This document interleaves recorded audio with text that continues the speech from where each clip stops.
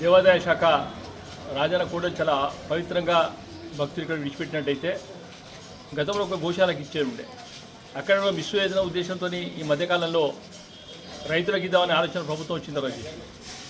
అది రైతులకు ఇవ్వడానికి చేసిందా లేకుంటే కేవలం కాంగ్రెస్ పార్టీ కార్యకర్తలకు ఇవ్వడానికి చేసిందా అర్థమవుతలేదు.